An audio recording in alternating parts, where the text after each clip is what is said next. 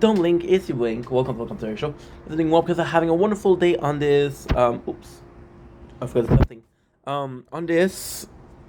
See, this is what happens when you start streaming, start filming on an impulse. You haven't done everything. There you go. You see, we didn't even click one of them. So Dominic is your boy. Welcome to our show. I'm doing well because I'm having a wonderful day. We'll be filming a couple of videos. We can see that we have this. I'm gonna do one set of videos, and after we're gonna do another set of video. So we'll see how it goes. I'm extremely excited to start with that. The weather is completely shitty. I didn't see the sun in legit 3 days.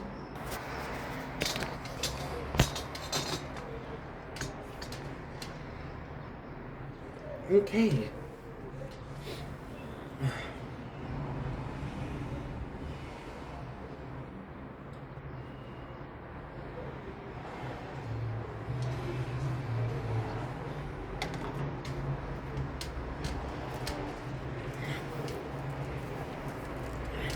Excellent. It's alright.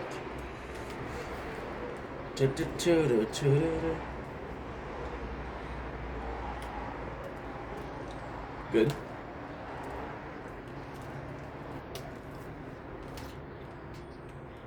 Want me on?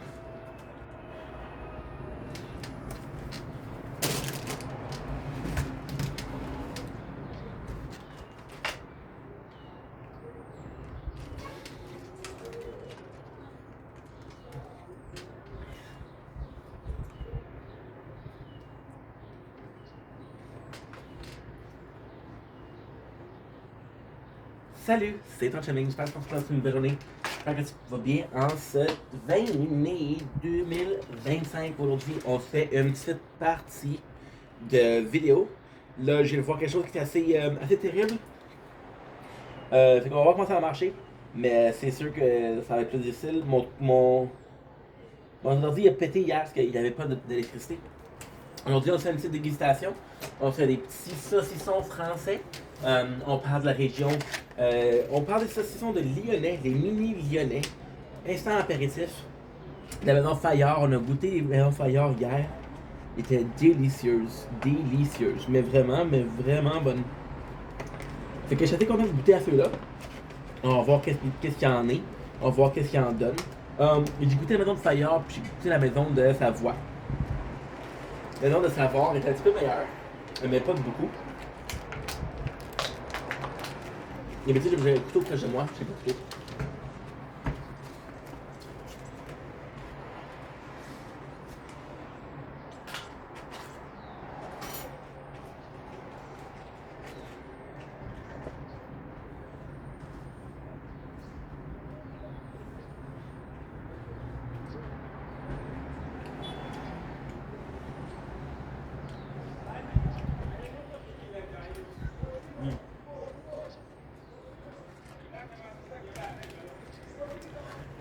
J'ai déjà raconté l'histoire 3 fois.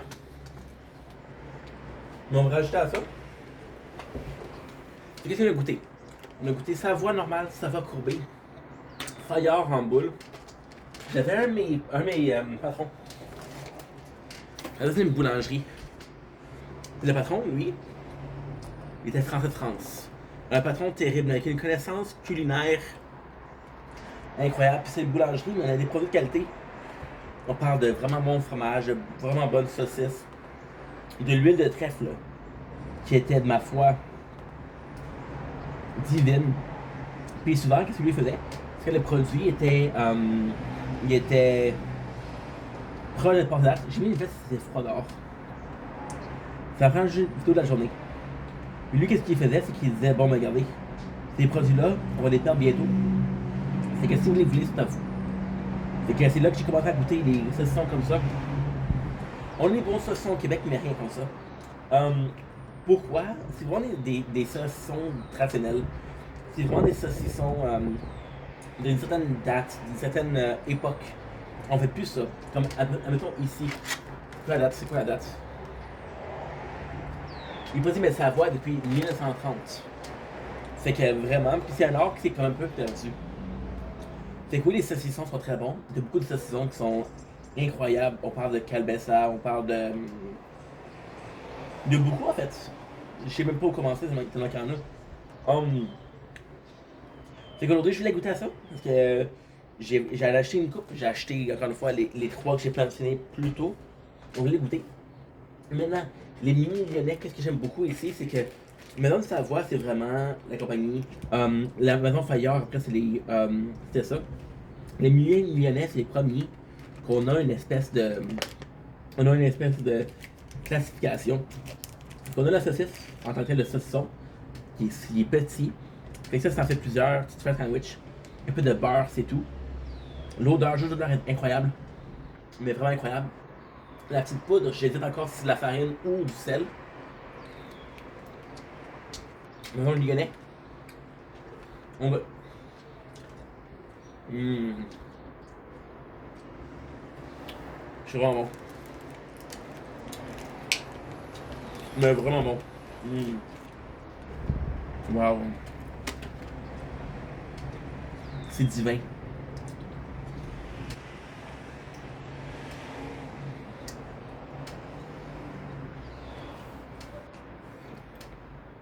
Qu'est-ce que j'aime, c'est à quel point c'est similaire que j'ai déjà mangé. À quel point c'est différent. Le goût est très très proche de la maison qu'on a mangé de la Maison de Savoie, mais très très proche. Je voudrais que la différence, c'est vraiment la grosseur. Si je l'ai posé comme ça va avoir une carapace, une peau qui est très sèche, puis un dedans classique, moelleux, crémeux. Moelleux, on est moins que ailleurs. En comparaison, beaucoup plus mou. Le gras, qui est crémeux. Avec celui-là, tu as beaucoup plus de concentration de l'extérieur. Une partie séchée. Mais en même temps, c'est meilleur. On parle de. On se rend complètement. Pourquoi? Parce que. Mmh.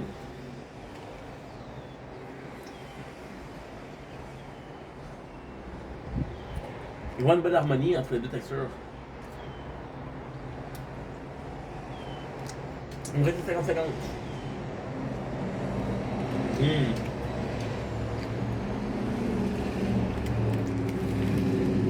Et vraiment, mais vraiment, un or là-dedans. Comme je l'ai dit plusieurs fois. Croque. Viande. La graisse coule dans la bouche. Salé mais pas trop salé.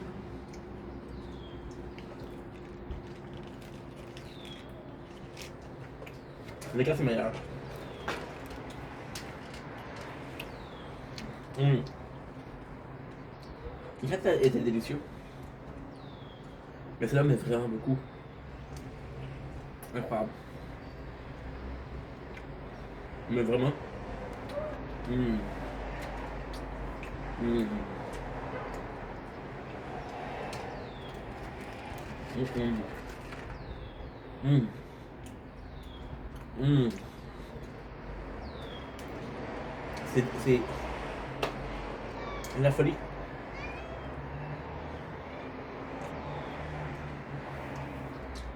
C'est la folie. Mmh. Mmh. Je sais même pas. J'ai même pas. J'ai pas mangé quelque chose d'aussi bon que ça. Mais sincèrement. J'ai mangé quelque chose d'aussi bon que ça.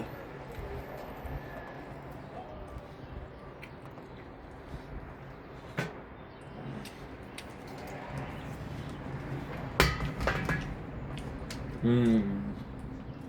La perfection. Les autres, j'ai vraiment l'impression que dans un sandwich, juste avec du beurre, mais avec le pain croustillant, quand t'es divin ceux-là, c'est une création, mais. Waouh! Waouh! Wow. Mm.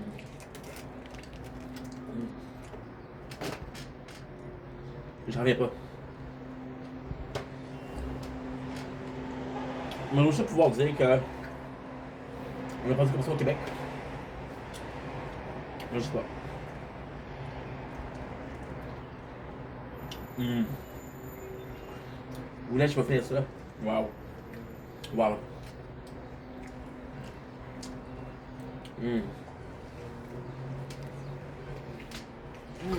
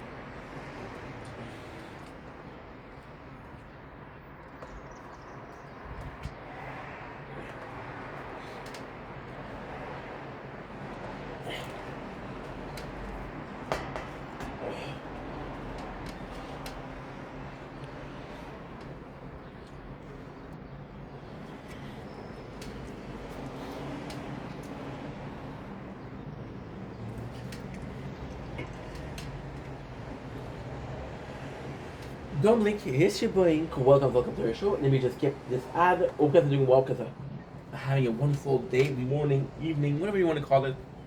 I hope you have a good one. Today we're doing a specific review. We're doing a really cool review. We're tasting a new energy drink. We're tasting a new Rang. Rang, as you guys know, for the longest of time, I thought it was a subcategory of Monster. I'm gonna take a little break because I just had these and the taste is lingering in my mouth and they were so good. I never had something that good. So I wish I didn't have to wash it all the way. Not because this is not gonna be good. I never had these to be honest.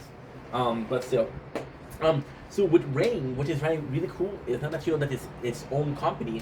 Saw something that was really surprising. I was seeing competition of strongmen with Eddie Hall, and one of the sponsors was Rang. I was like, okay, wow, okay, there's something big. Rang is a newer company. I think they have like 8 or 9, or even maybe 10 flavor. So when you are tasting a flavor of Rang, and it's a new one, it's a bit more. So Monster, although it's being the energy that I drank the most, I will never be able to drink them all or to taste them all. Rang, I might be able to. In order, my favorites are possibly Rang Sherbet, Gummy Worm, Cherry Lemonade, which is really good, Fizzy Peach, and today we have Sour Gum Meat Worm. It's funny because we're watching Trailer Park Boys, and Bubble, that's his favorite candy, so almost a godsend, almost a fate. Rang, you see, Rang, they're just very specific company. I don't know if it's a good thing or a bad thing, but again, when I tasted them, I was like, this is really similar to the blend of Monster, which is why I thought it was Monster. So the fact that they're very similar to my favorite brand is actually pretty good. The fact that they're so similar that you cannot differentiate them. If somebody didn't told me in comments, hey, Rang is something new, something is different, I would have never guessed it. So yeah, without further ado, let's taste it. Smell. Smells really nice. It smells really nice. It smells gummy wormish. I don't know if it would smell sour, but it does smell sour gummish.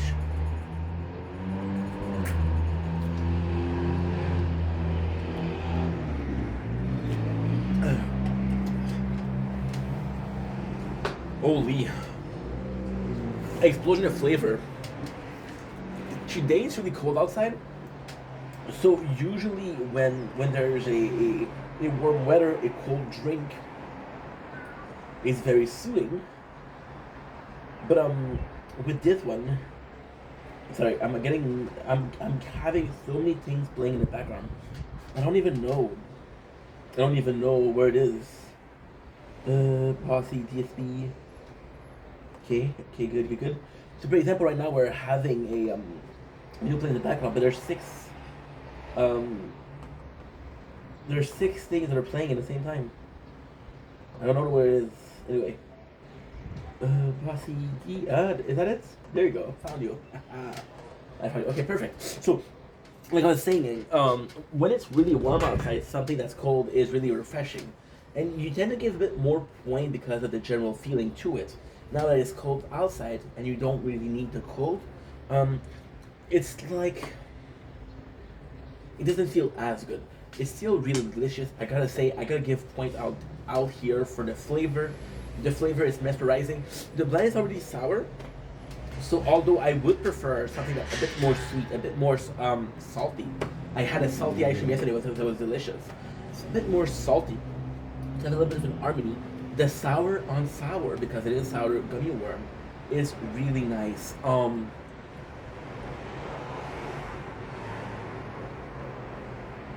yeah.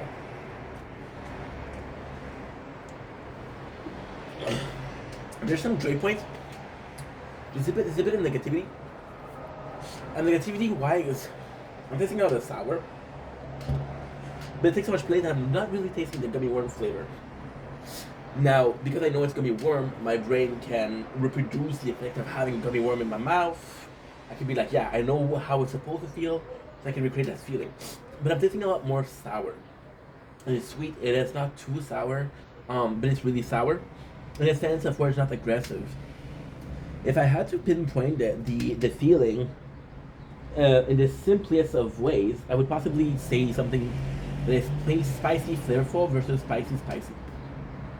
This is sour flavor, so flavorful versus just sour for the sake of being sour.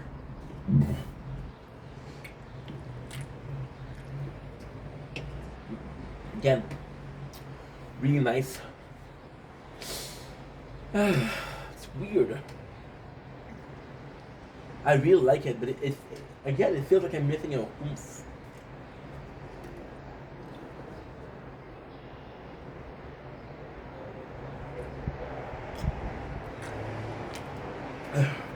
They're really nice.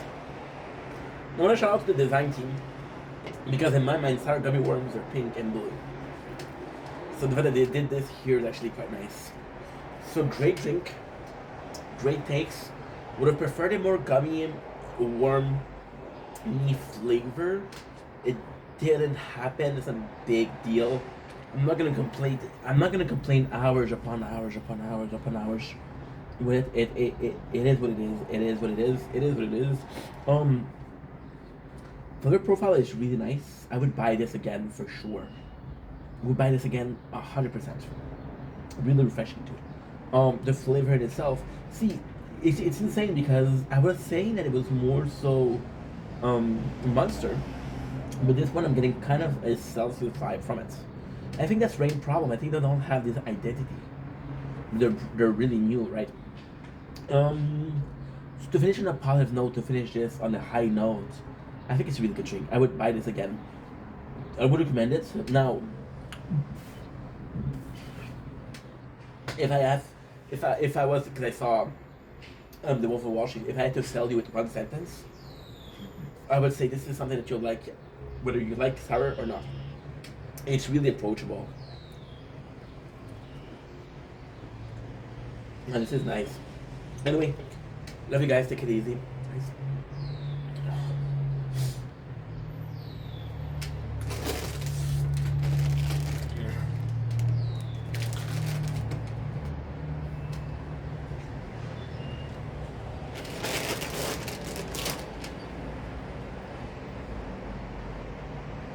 Don't blink. It's your boy Ink. Welcome to the show. Hopefully well because I'm having a wonderful day on this 19 May 2025. We are outside. We are outside. It is kind of cold outside. Right now what is going on is that we're gonna be tasting some chips and then we're gonna go back in, just better. Because my battery's kind of low, so I want to go in. Today we are tasting the chip. We are tasting Ruffle, cheddar and sour cream. Now with this one, I realize just how much there is to say about Ruffle. So, the cheddar sour cream, I could tell you the first part, which is basically that, for some reason, Ruffle kind of was my top chip. Well, simply put, Ruffle was my top chip, right? And if I was to go with why it is my top chip, there would be two reasons. When I went to the apartment, Ruffle was my favorite, and I would eat chips every day. So there's a couple of years of eating Ruffle every single day. Second, Ruffle really had some really good flavor that they took away. Like the hamburger was really good. They had the fried pickle flavor, which was really good, and now they took it away, right? But lately, Ruffle, I don't know, they've been taking risks with some flavor, sweet and spicy, poutine, and now cheddar sour cream. Now, cheddar sour cream, there's a bit of a special thing. I did taste it before. However, I don't remember if it's Ruffle. I don't remember if it's this because Ruffle changed their design shortly after I tasted it. So by changing their design, a lot of their flavor, you're like, did I taste it or did I not taste it? Which is super cool because they did change it very slow, very lightly. Still does something. So I'm actually excited to taste it. And by the way, you guys say, yeah, dude, you just said that it wasn't your favorite. We tasted in the last week 4 different flavor of Ruffle. I think it's safe to say that we forgave Ruffle and we're willing to give them another chance in their. The fact that we tasted so many of them is a testament. So cheddar and sour cream. You guys know that my favorite flavor in the world is onion and sour cream. So this is kind of similar. What I'm looking for is a very cheesy flavor, but still reminiscent of cream. Now, it smells really nice. It smells really nice. On paper, this is quite simple. In reality, it's actually quite difficult. Sour cream contains the word cream. Cheese is made with what? Milk. Cream is what? Milk. Cream is a part of the milk, the froth of the milk that they put into cream. The two of them will be very different. You see, the odd thing with cream is it's texture-wise, but it's also for calming the flavor. So, for example, with sour cream and onion, the onion being very, very tasty, sour cream is going to become and allow it to be a bit less powerful, then a bit of sourness to it. So with these, however, the cheddar is a bit more similar to the sour cream. So I'm quite excited to see two products that are so similar fight for the top place and the flavor of on a chip. Design-wise, the bag is fun, right? There's no description. I'm not gonna be mad about it, right? Because again, description is nice to have, but so description, the description on a bag of chip or something like that, right? Is nice, but it's not nice. If you're tasting a product for the first time, or if you're tasting product in general, you have a YouTube channel or whatever, it's nice because you get something to, to make it different. If you're not, if you're eating the same chip 2 or 3, 4 times, you only gonna read the description once. There you go. Bag wise, a bit disappointed. We have all of these of chip versus all of this of air. So I feel a bit betrayed, but you know what? Y'all can say this with flavor. So without further ado, let's get it on.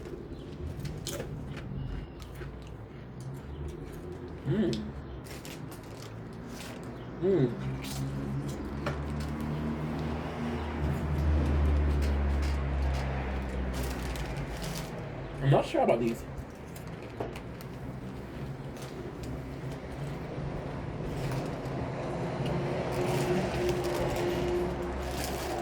And I'm not sure if they're good.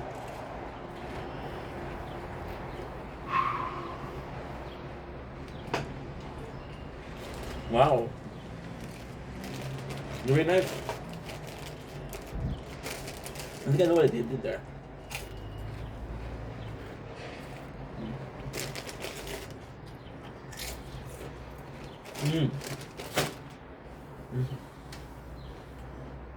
I made the biggest mistake. Once again. Was that mistake? We assumed. So with assuming, something very bad happened. We were wrong. That's the worst thing that can happen.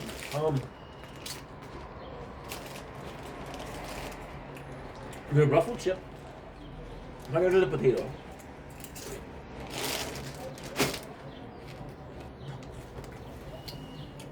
When you forget what it is,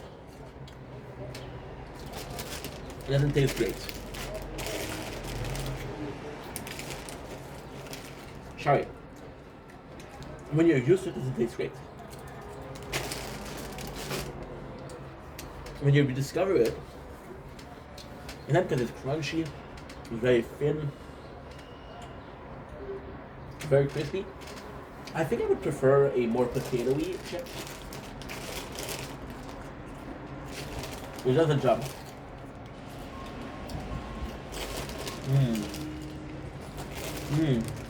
Really nice. Very nice. Flavor now. I really thought that cheddar was gonna be the main source of flavor here. It isn't. It is complete opposite.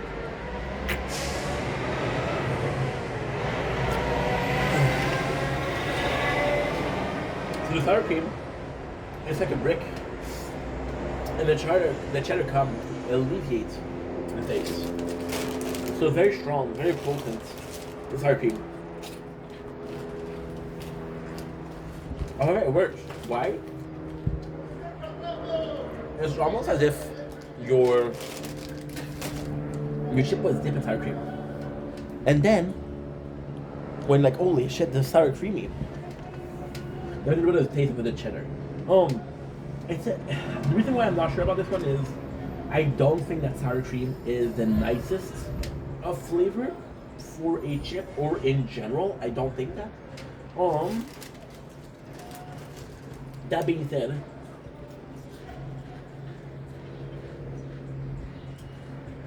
the little bit of cherry taste is really good, and cheddar would be really easy to overpower. It would really be easy to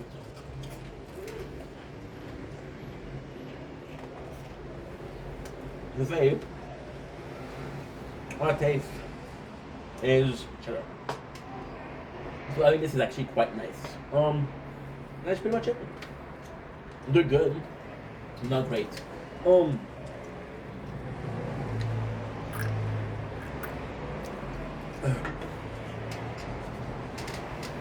see me complaining a lot about chips. Here's why. You guys know my story. When I was younger, no chips allowed. Went to the apartment, all the chips. Chip became colorful. Chips contain MSG, which is something that chemically enhances the taste. It can stimulate your taste bud. My apologies. So I became quite addicted to chips because my apologies. Everything else didn't taste a lot. Then we took a break. Now we're re-tasting chips, and I'm like, okay, well, in my brain there was so much more than that. They're still good, they're still enjoyable, but it just doesn't feel the same. That's why. Anyway, love you guys, take it easy. Peace.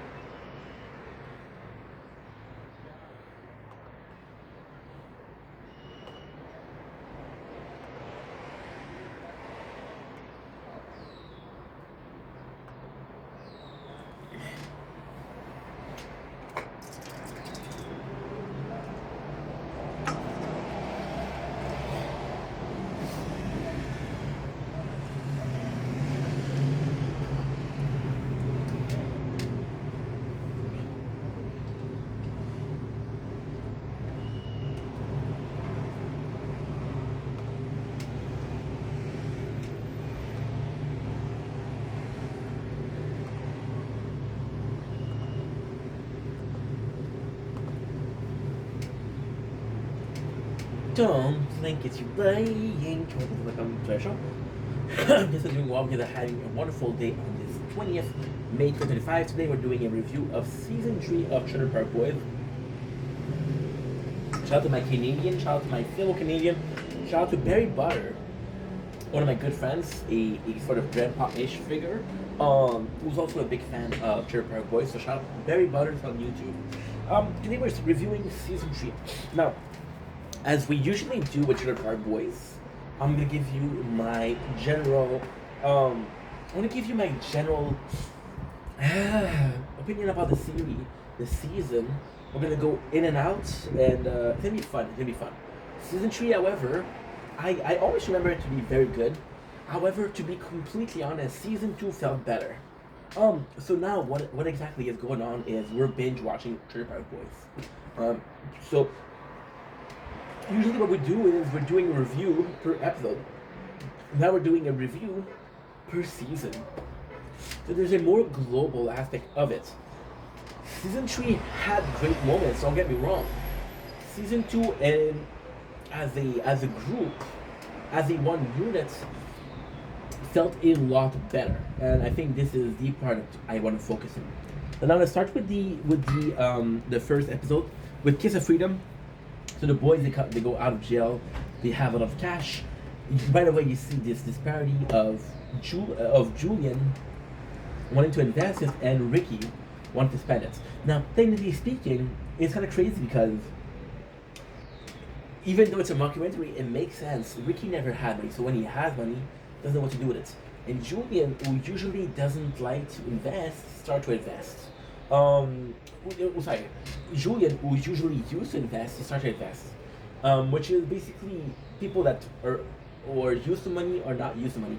It's funny actually. We're doing a review of chips. That was like it's like I love the habits of eating chips and there's all of them so salty. Kiss of Freedom. There's a lot of great moments in the Kiss of Freedom. The Kiss of Freedom is a great episode, but it's a bad episode. So the Kiss of Freedom is a great episode because there's so much being implemented.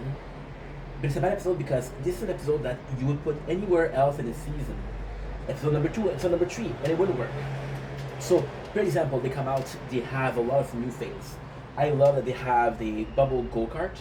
I love that Bubble has a new shed because last season we have and it's funny because to me this makes so much sense, but this makes so much sense as a veteran viewer. So you all know what I'm trying to say. Surprisingly, I was looking at marketing stuff for the season, and they put Bubbles in the forefront of season 1 when he didn't have that much of a importance in the story. So I felt a bit weird, but hey. Now that being said, Bubble was more introduced as a character in season 2, which I love. Season 2, however, took a risky risk, which I also love. In the fact that this is really in depth. Wow, really in depth. So season 2, what they did with Bubbles was they said, okay, well, we want to have this what shall I call it? This character, this third character, and the third character, there's always a different dynamic. With Julian and Ricky, you're gonna have polar opposites, right? With Bubbles, like, okay, well, Bubble sometimes agreeing more with Ricky.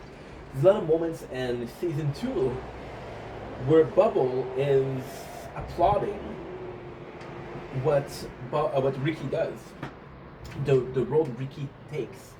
However, when they're talking, you can see that he's more agreeing with Julian. That's why the season 3 is so complex. Season 2 as a whole felt so fucking great.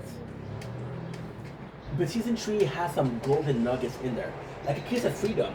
They're giving Bubble his own shed because they built it last season. There's a continuity here, but there's also like, yo, this is how important he is to us. Ricky buying a fucking go-kart for Bubbles. And that's a crazy thing. In a fucked up sense, Ricky lives in his car. So he gave a mode of transportation to Bubbles. Julian lived in a trailer. He gave a house to Bubbles, but they both gave their version of a house. You know what I mean?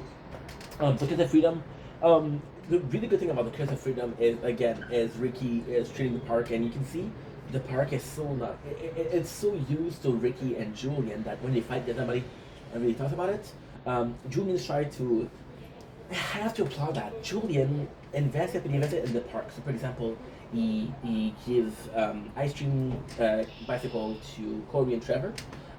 He also gives a the cash flow to start a hair salon for Lucy and Sarah. So they invest in the trailer park boy, in the trailer park. I gotta say, I'm gonna be annoying. I'm gonna be super annoying, but holy shit. This is why I love Trailer Park Boy. We made a 30 minutes video last week. This is why. Trailer Park Boy gets better the more time you view it. I'm a veteran viewer. I've watched the series over 10 plus times. And the perception that I have, and again, I have to mention that before we did review Trailer Park Boys, but we reviewed it when we were not used to reviewing shit. You know what I mean? So special but not special. That's a problem. Kiss of Freedom, my MVP moment. I feel like my MVP moment has to be, oh, I fucking hate Kiss of Freedom because it is one of those episodes that ages so badly. For example, there's a moment where for a minute and a half, Ricky was saying drunk as fuck. So the first time you watch it, it's funny. The second time you watch it, it's annoying.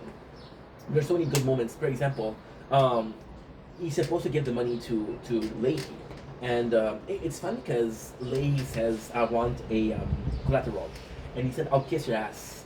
And the kissing the ass isn't a good moment, but it's the perception that you have. Ricky hates it, and Leahy's like, "Yo, I relish in it," and Leahy, for a very weird sense of point, is an authoritative figure for the boys, kind of like a uncle that you don't like. And the same as Ray. Both Ray and Leahy knew that Ricky was gonna fuck up. Ray chose to support his son. Leahy chose to push his son, to push Ricky, and to be like, yo, you fucked up. Wake up, right? And what I love is at the end, it sucks because Trinity is like, yo, you're done. Why did you always go to jail? And then Ricky feels bad about that, so he buys her encyclopedia. And then he has the money to buy either encyclopedia or a trailer, and he chooses encyclopedia, which makes him a great father. Long story short, it makes him a great father. There's a ton of they're both acting like dicks, they're both acting different because of money. Now, in most cases, Ricky, in most cases, Ricky starts the problem. But I want to take the defense of Ricky because I understand why Ricky is acting the way he is. There's like this, okay, so we'll put it in the most simple way possible. And let's hope that it makes sense